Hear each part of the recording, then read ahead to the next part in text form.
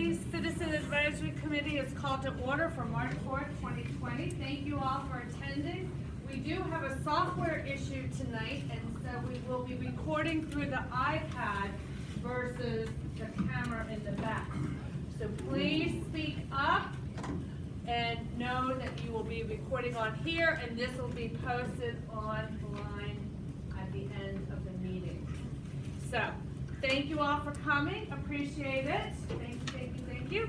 We're first going to start out with Cindy on the agenda to have some further introductions to make. Yeah, so I'd like you all to meet Michael Stringer. He's the newest senior planner that we've hired, and I'll let him give you a little background on himself. Sure. Hi, thank you everybody. This is a little bit of a homecoming for me. I actually grew up. Come in the middle. Oh, so do they you want me to can stand on see you. camera? Yeah. Ready for my close-up? There you go. So this is a little bit of a homecoming for me. I grew up in Arundel County, Suburban Park. So went through Suburban Park schools. Thanks to the Suburban Park representative. Though I'm not too biased, I've lived out of the county for the last 15 years. After getting my graduate degree at the University of Maryland, I went to the Northwest and have been working in land use and environmental consulting for the last 15 years for a private consulting firm, working for local governments, helping them do things like this: land use planning, deal with environmental issues like climate resiliency, coastal resiliency, flood resiliency, revitalization of challenged areas, whether they be kind of industrial areas that have gone in decline or places trying to figure out how to develop sustainably in areas with sensitive natural resources. So happy to be joining the team here as we're kind of in this high point of work with the Redevelopment plan. Coming back here has been, as I said, a bit of homecoming for me. We moved back to the East Coast to support Asian parents and have school-age kids who are getting to be closer to their cousins. So happy to help support this group and of course to work ahead. What year did you graduate? Oh, wait, that's one of the questions. You can ask afterwards. It's my oldest daughter's age, that's all I'm asking. You can ask afterwards. Class of 93. Oh, okay. Great.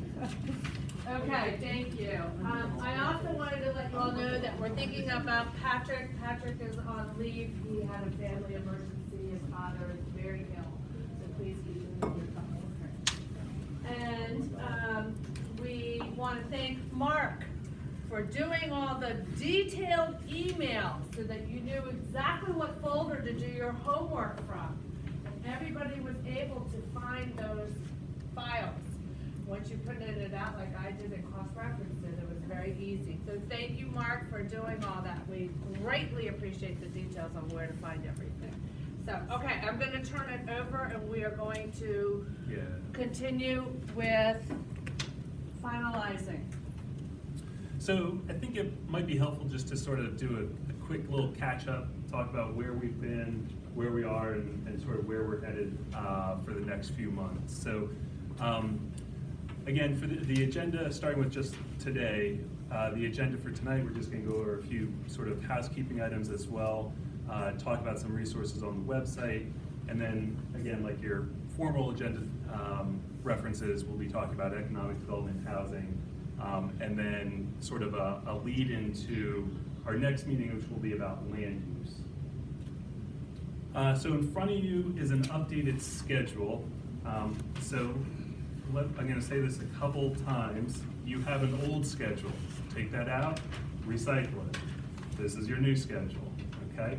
So where we are here on March 4th, that red 4, we're finalizing housing and finalizing economic development.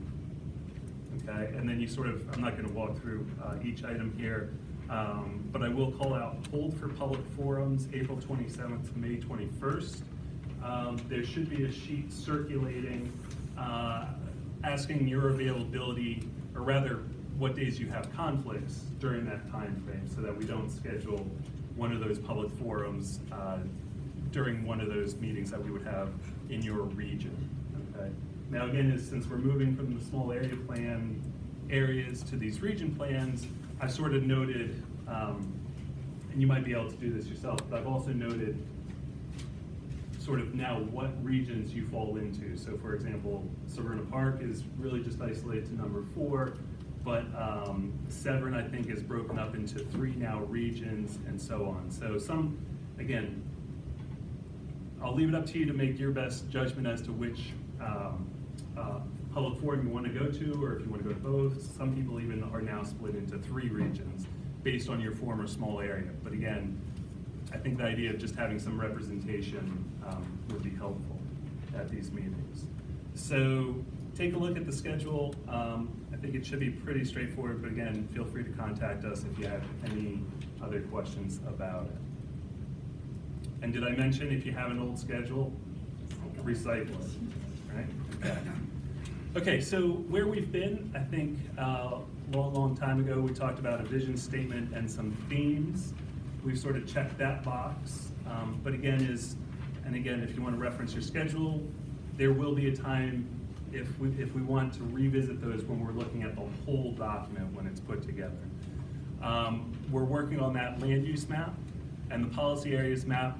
We've spent a few meetings in the past about, and that is drafted, and we've got a hard copy up there, a poster of it up front. I've also put a file in the CAC folder for items that we've got consensus on, and I'll just give, again, a crash course of where some of these things are as well. So then some of the meat of the document here are the goals, policies, strategies, which we've been spending time on since essentially November 20th. We've got some of those check boxes, and you see ones where we don't have a check next to housing, land use. Those are things that we still need to cover. Okay. Same thing here. Now, again, the neat part about this is this shouldn't be anything new, because this is all information that is also on the CAC Plan 2040 Google Drive. Okay, so this is your Plan 2040 outline summary. Okay, so if you do ever get lost, revisit this document, look through it, say, what have we done? What have we not gotten to? And that should pretty well match up to your schedule as far as where we are in this process. Okay? So let me go back to this. So again, these are still some more items that we need to get to. So we've had some questions about where documents are, or if I've missed a meeting, how do I catch up? So if you go to the aacounty.org/plan2040 website, we have under CAC agendas and meeting notes the recordings from the previous meeting, the agendas, the notes. So again, if you do miss a meeting, please feel free to visit this website to catch up on those minutes or the recording. Okay.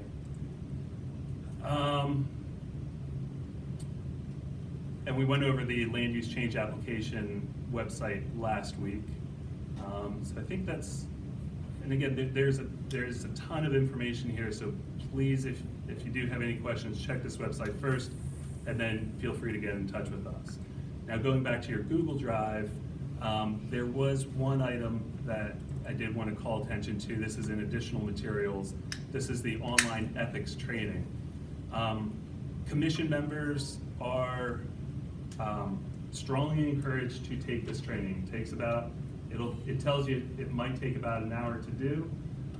All the steps are here to get you set up, and it'll take you right through the program. You can do it at your home.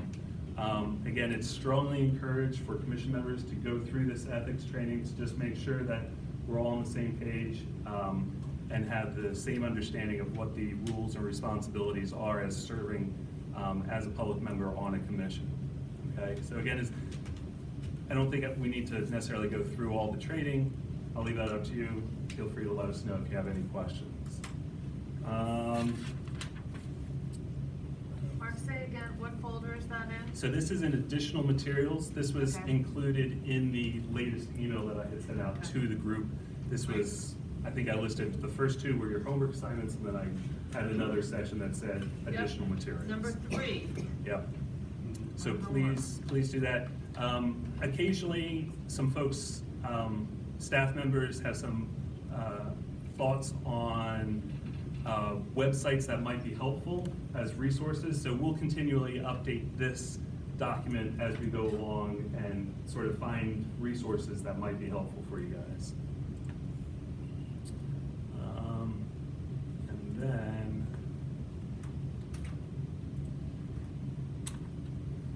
And then, like I said, we'll be talking about economic development tonight, housing, and then for our next steps, we'll be launching into land use. And Michael and Cindy will be helping with that conversation. So, yep, which one? Okay, so with that, I'll leave it, Michael and you guys there.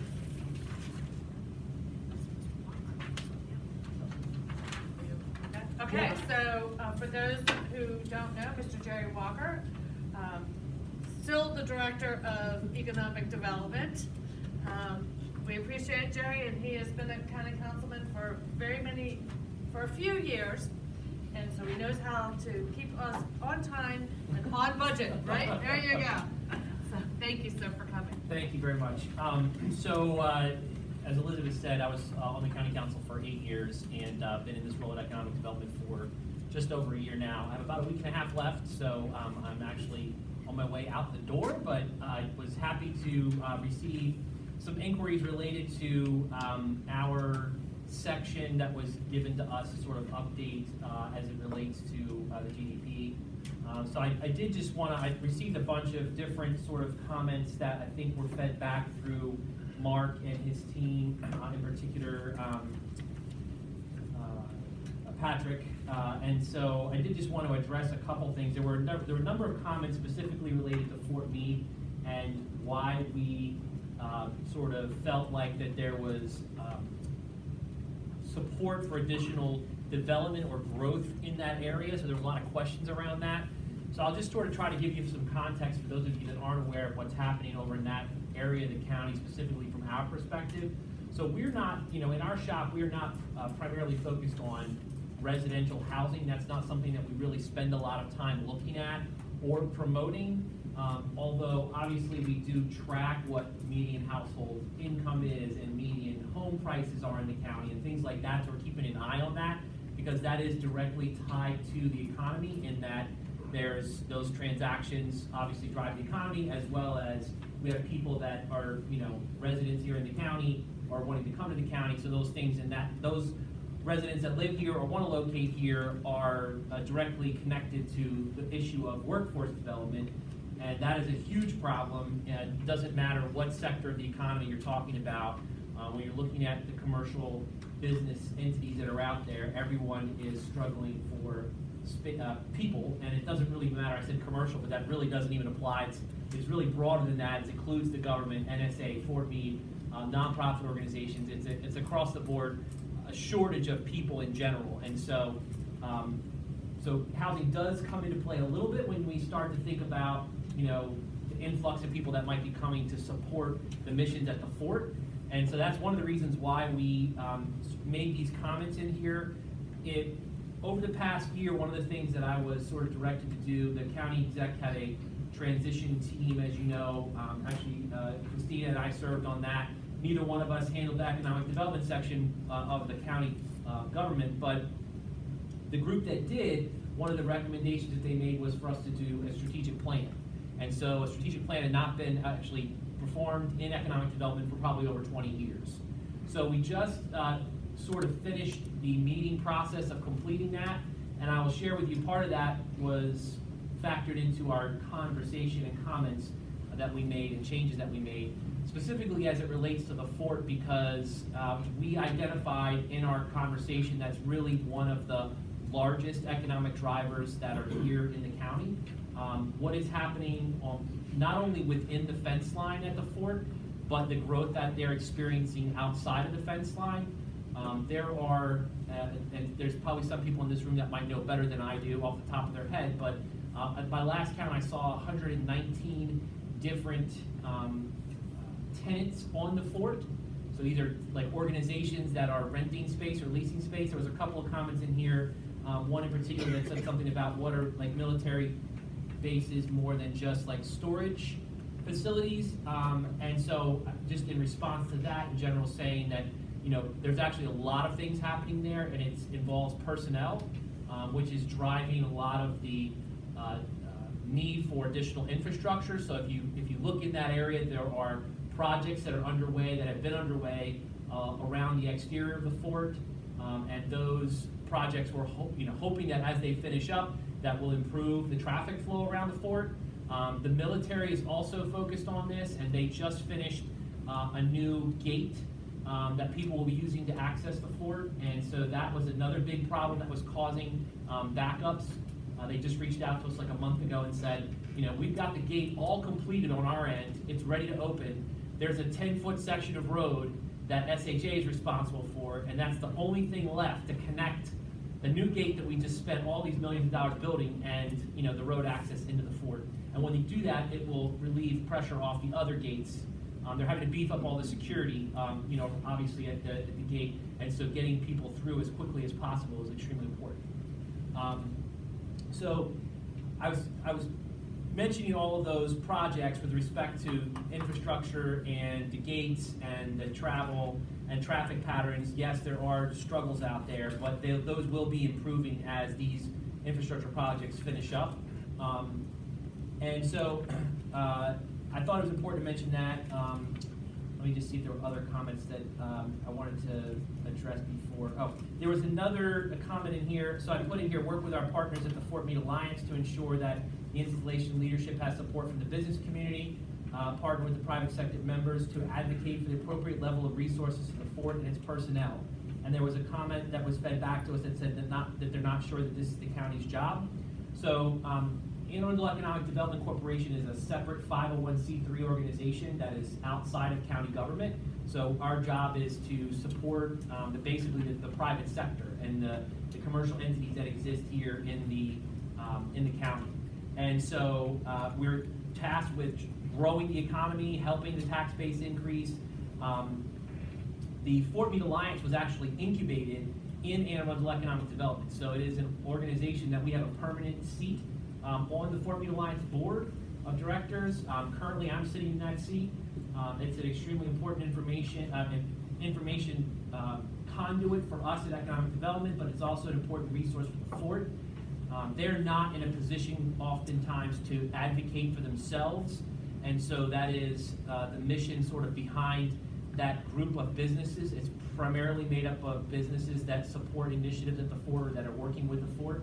And so that's why we made those comments with respect to the Fort Meade Alliance, because it's an organization that was actually started in our shop and is sort of, while it is separate from us, it is attached to us, and we do support it financially, as do the members of the organization. The other issues that are out there that I just wanted to mention, again, going back to the residential piece for a second, again, we don't really get into that space. It's not a space that we really weigh into, but I will just say, for a point of reference, the number of people who work in and around the fort as a result of the activities that are happening there is in excess of 55,000 people, and that's a combination of residents, obviously, from here, and Howard, and other places. And the activities that are happening are continuing to expand and grow, not only on the fort, but there are business parks that are outside of the fence line that are privately owned, and there are activities happening in those business parks that are supporting the fort's mission. And one of the big struggles that they're having, and I don't know if you remember, probably about a year and a half or so, maybe less than that ago, there was a big sort of to-do in the news, and a lot of it had to do with the housing that was actually on the base, the military housing, and some high-level folks over there were kind of scrambling down at the Pentagon, scrambling to try to fix some of the mold and other issues that were out there. The housing situation is such that there's actually not enough units on the base to support the personnel, the military personnel that are there. And then when you add on top of that the contractors that are coming and going, it's one of the reasons why we've seen a lot of growth in the Odenton area in particular. And as you know, you probably have heard the county executive say he's very supportive of, transit-oriented development and, smart growth, which is a more densely populated growth. And so if you look in the Odenton Town Center itself, which is obviously just adjacent to the Fort property, what you'll see, and MDOT just did a market study in October of that area, and they looked at a variety of things, including retail and population growth and retail potential, restaurant potential, other things like that, trying to sort of analyze the market in general. And when you look at the county itself, the numbers that were in that report was that the growth is somewhere on the 7-8% annual range.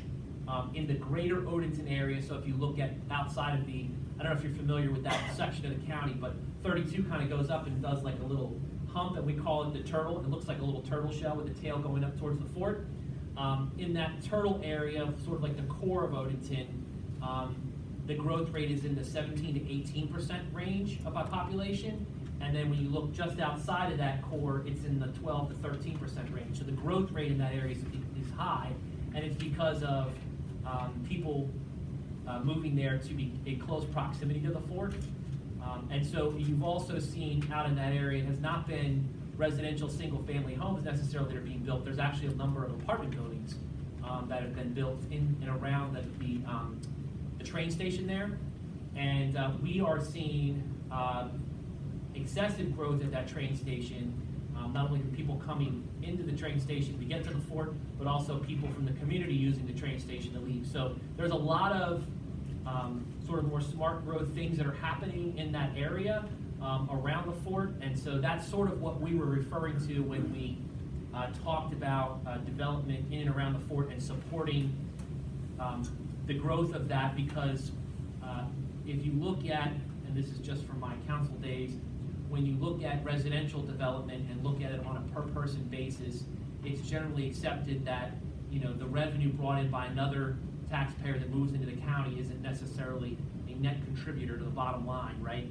But the commercial entities and commercial enterprises actually do contribute because they don't draw on resources. They don't have, a business isn't putting kids in school, a business isn't drawing on police and fire activity. Those are things that are being drawn on by, residential growth, people living here, moving here. So I don't know if that addressed all of, I tried to kind of skim through these questions. I highlighted them and tried to make some points about some of the questions that I received. I mean, I'm happy to take additional questions if there's other ones outside, but it seemed like most of them were focused around the activity around the fort. That was most of the thing. There was one other one, I'll just say real quick, sorry. There was a comment that said, we put actively promote retention, expansion of existing businesses through financial assistance, employee training, and there was a comment that they wanted to add continuing education instead of employee training in lieu of that, wording. We're not married to any of these words necessarily, so if there's a wording, shift in that respect that you'd like to make, I don't have any objection to that. But just so you're aware, where we're coming from on that issue is we have workforce training grants that we actually give to businesses that help them pay for training. And when you talk about continuing education, it's usually connected to a licensing, like they say, like CE credits for educators. You're probably familiar with that. CE education for real estate agents have continuing ed, things that they have to do. CPAs have that, but that's not everybody. So our training grants program that we administer is basically for any kind of employee training. So anything that's going to help improve the skill set of employees that work in a business here in the county, and we have a budget that helps. It pays up to 50% of the 50% of the cost of the training for those employees, and it comes up to 60% of the cost if the training is received at the community college. There was one other comment that I also saw, and it was in here about. I'll just read it real quickly. There was a section that says, develop a stronger marketing program and devote more resources to increase participation in the commercial revitalization program and to encourage redevelopment and reuse of vacant and underutilized buildings and sites in designated revitalization areas. Essential resources should include real estate tools and incentives to assist in the consolidation of parcel for redevelopment projects. The comment was fed back to us that, whoever wrote this, I'm not sure, they said, don't think this is in the best interest of the citizens or the communities they live in. So I'll just say, the commercial revitalization districts are a focus of the county executives and the administration, and actually a number of the council members that represent those areas. So if you're familiar with them, there's 9 of them. They are geographically defined in the county code. In the previous administration actually shrunk the size of some of them and eliminated other ones. There are actually, there's actually at least one bill in front of the council now to expand some of those. And what they are is they're traditionally along commercial corridors, and those commercial corridors are typically include tired, or what I would refer to as tired properties. Some people might call them blighted or in disrepair. And so our office is particularly focused. We have actually one of our reps that handles a number of topics, and this is one of the topics that she handles, is focusing on those corridors to try to push investment into those corridors to improve them. Just so you have a general feeling, there's one in Annapolis on West Street. There's up in the Brooklyn Park area along Ritchie Highway, Pasadena. There's a number in Glen Burnie, like 3 or 4 of them in Glen Burnie. There's one out in Laurel on the 198 corridor where the racetrack is. So they're, again, geographically defined, and there's maps in the code that define what the boundaries of those are. And when you're located within those boundaries, it actually allows the property owner or tenant in the structure to access resources that we have specifically for those areas. So just as an example, one of those is our ACR loan program, which is a program that allows the tenant or the property owner to borrow up to $100,000 at 0% interest for improvements to the property, the facade improvements. So what we're looking for is somebody to come in to try to give them this money, basically, and we have like 20, I think we have 25 or 26 active loans that are actively, people are actively, properties are paying back these loans that they've taken out with our organization. And those monies were specifically used for improvements on the exteriors of buildings in these commercial revitalization corridors. So I thought from reading that and maybe the comment, I'm not sure if maybe somebody didn't understand exactly what that meant, so I just felt like I should explain that. There are other tax advantages as well for those individuals if they're making large investments in the property. It freezes the assessment on the property as well for a certain number of years, depending on the number of dollars that are invested in the property. And of course, what we're trying to do is increase the property values in those areas, right? Because those are the areas where we have buildings that, I was just in Glen Burnie Town Center today, and you've got a number of buildings right in that town center area that really could use some help. And so the private sector, if they're not getting involved in it, it's typically because, there's not a profit in it for them, right? So if there's only 2 solutions out of that situation, if we want to see improvement, one, we could do nothing, which is just going to leave us with what we have. The other is for us to do something as government. And so, we as a county have already purchased a lot of property in that town center and own a number of buildings through that corridor.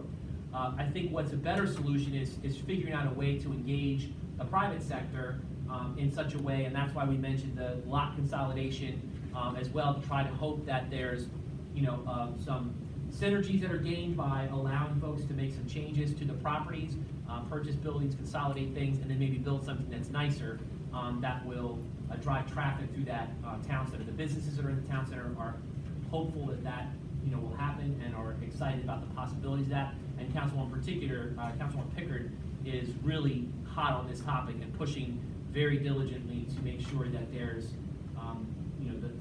the skids are greased, if you will, for allowing folks to come in to try to steer some investment into those communities, because it's been a long time since they've been invested in. So with that, I think I've addressed or tried to address most of what's questions on here, but I'm happy to take any questions and do my best to answer. On your website, I'm sure that we'd be able to see those 9 areas. Can you lead us to get more information off of the? Planning and zoning should be able to give you the defined, they should be able to print out the maps that have the actual defined. It's on the planning and zoning website, under planning and zoning, and on the right-hand side, there's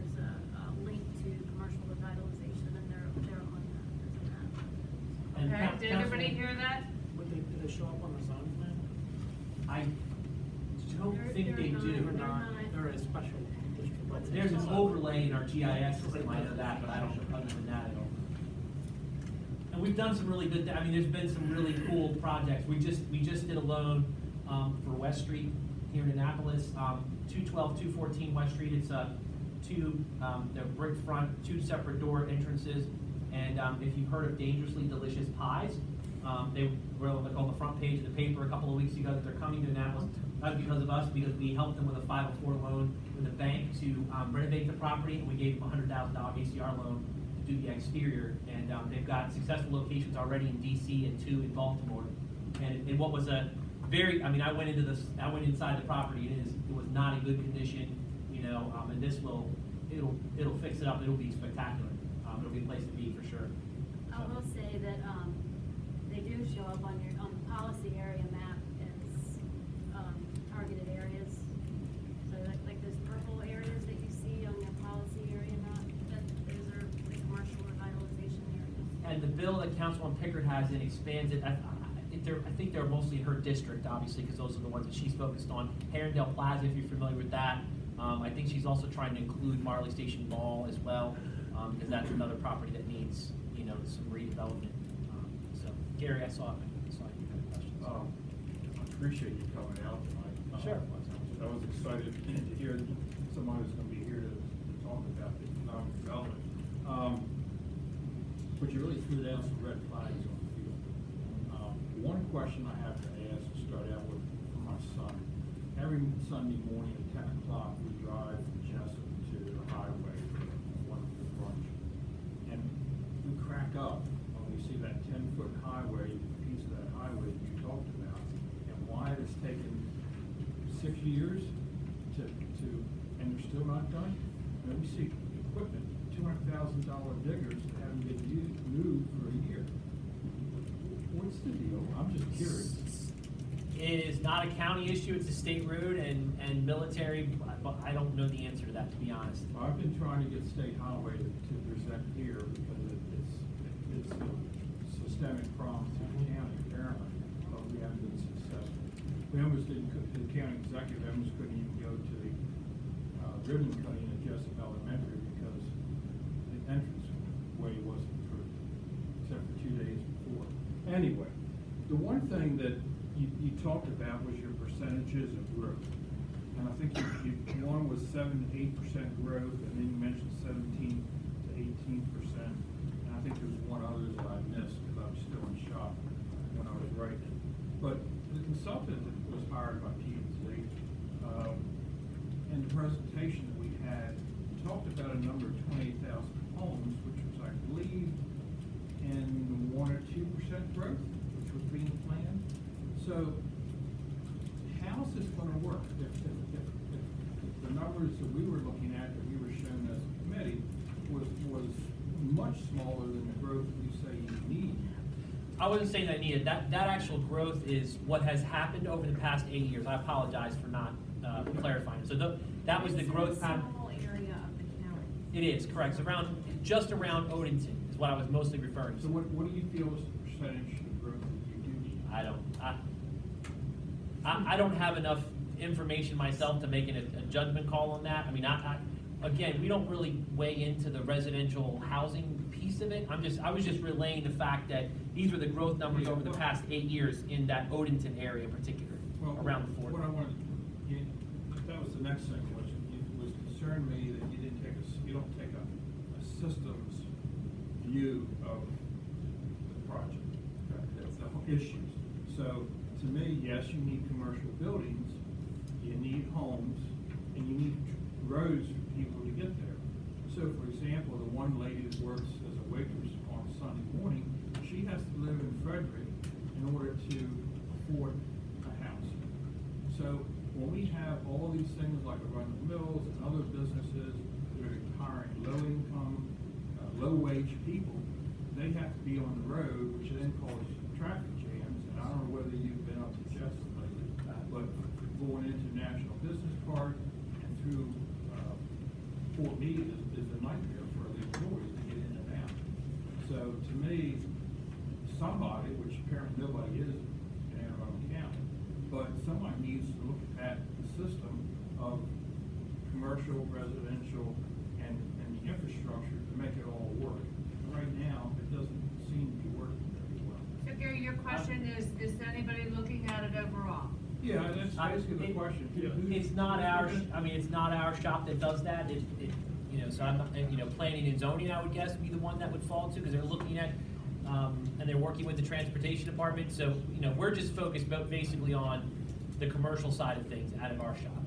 So to go back to the commercial area. Question, what's your question? I'm getting to it. Quickly, because you have other people here too. So the question on the commercial revitalization, I look at the boomtown as a wonderful opportunity that was lost. So with a little bit of extra planning on 175, those buildings, which I own, half of them I'd be afraid to even go in there at night, could have really been. So your question is? So why wasn't that done? Why wasn't it for being boomtown looked at an opportunity, worked with the state highway? When that road was widened down here, why wasn't it slid over? and Okay, made it let him so answer. more- A transportation issue, I don't know the answer to that question. It's a transportation, why the road wasn't put in a certain place, I'm not sure. All I know is that we have worked with businesses along that corridor. There are properties that we are aware of that we are also working with to try to get improvements on. As you're well aware, if somebody owns a commercial piece of property, you can't make them do something, right? But you can incentivize them or encourage them, or at least make them aware of resources that they have, and that's what we've tried to do in our shop. So in the revitalization districts in particular, we have one person tasked with handling those corridors.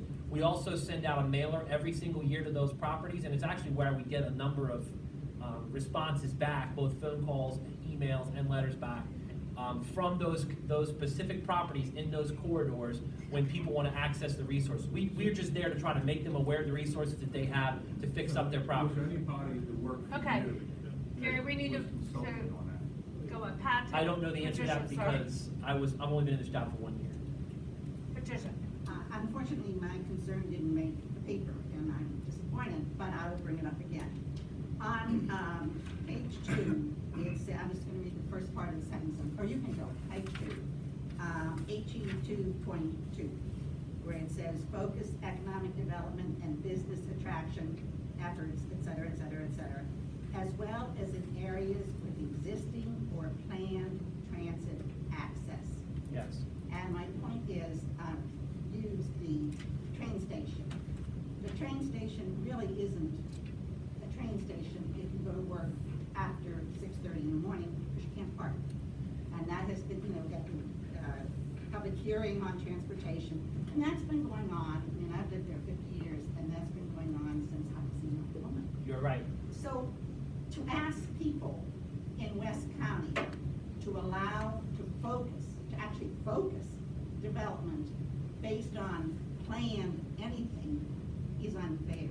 And my comment was, I want the word plan taken out of that sentence, so that reads as well as in areas with existing transit access. But it's still there. Since you mentioned that sometimes it's just words and you're not stuck with words, can we take that word out? Well, so here's the thing. So I think there's a couple things along. So the county executive has been very outspoken that he supports transit-oriented development. And as you mentioned, the Odenton Town Center project, I have been in this role a year. I can't tell you how many meetings I've had about the Odenton Town Center area in particular. Mark Wildauer can attest to that. I've been in touch with him many times. We're aware there's a parking problem out there. I have presented options to the administration about how they could fix that parking problem. I've met with MDOT multiple times.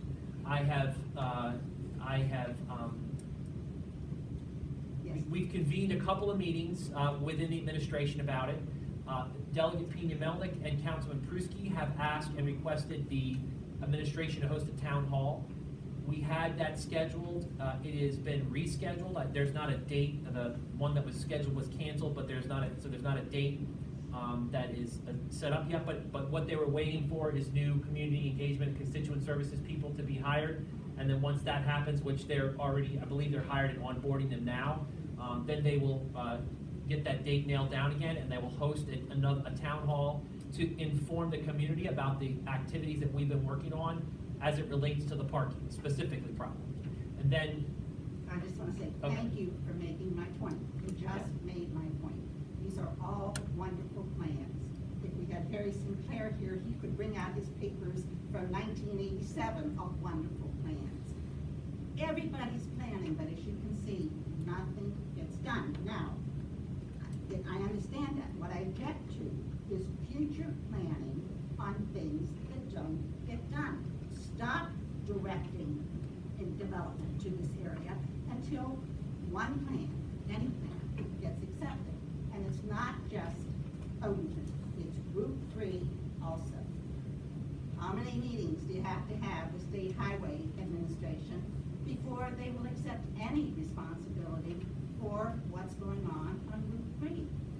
I mean, I can tell you how many I've gone to alone, and it's just meeting after meeting. And as long as we allow development, focused development, into an area, no one has any gain to make the plans work. They're expensive, some of them are undefinable. Okay, Anthony the has a Odenton, comment to go back okay, to. can I just hold on? Yeah, a second? yeah. Can I just respond? So, Odenton does have a plan. It's the Odenton Town Center. There's an Odenton Town Center Advisory Committee. I mean, those people are active. They meet on a regular basis, as you know. And the meetings with MDOT have been to try to figure out how to put the garage, where to put the garage, and who's gonna build it. And so I have made progress on that, I can assure you. It is not a pipe dream at this point. But you will The not stop Odenton the Town Center- development until the progress is done. That's my question. Will the development stop until the process is done? Simple question, and I will give up before. That is a planning and zoning question, and is as you know, the county executive, you know, there's been a lot of talk about moratoriums and all kinds of things. I mean, that is not something that we're tasked with doing, is making recommendations on, or actually stopping or starting development projects. I mean, all we're saying is that there's activity out there, commercial activity, and we want to see improvements done in that Odenton Town Center, specifically as it relates to TransitOriented Development around that project. And the reason the word future, or I forget what the word was exactly, but plan, thank you, is along the MARC train line that runs through Laurel at the Laurel racetrack. There are plans to build a stop there, and there's been lots of conversation between the Laurel racetrack as this whole bill works its way through the legislature to make the improvements at Laurel. There's basically like what is essentially a flag stop. You kind of like wave the person down. They actually have designs for a full station there. And so I think that's where that came in, so, sorry. And I think you kind of touched on it there at the end, and I think what you're looking for is to take, so I want to take Odenton out of the picture of this discussion that I'm going to talk about.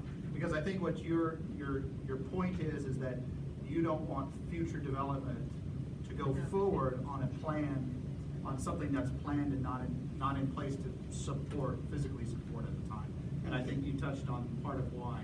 But again, it goes back to the problem of, you know, if we don't have that supporting infrastructure in place, right, that's always the It's problem. a common theme, but it's not, you know, so from our shop, it's not something that we. Right. Control. We control. That's right.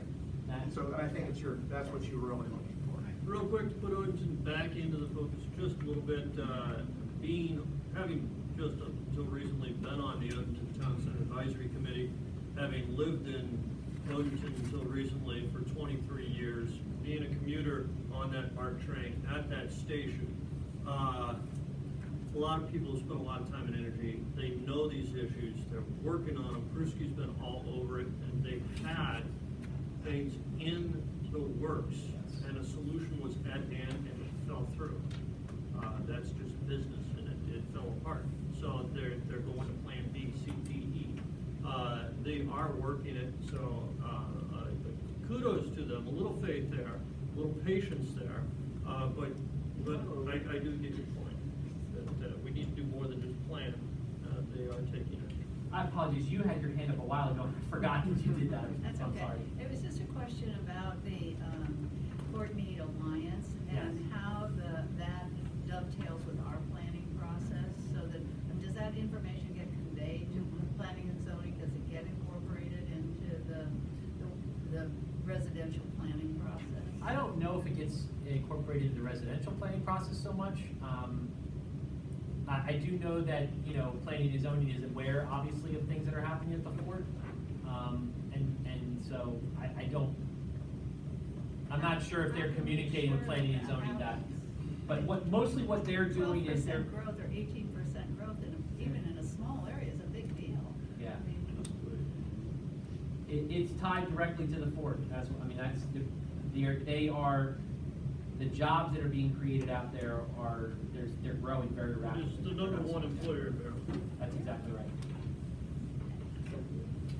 My question is directly related to that, actually. So, in your conversations with Fort Meade, do you have an idea of how many more jobs are coming? And then kind of what the trickle down is of that? Yes and no.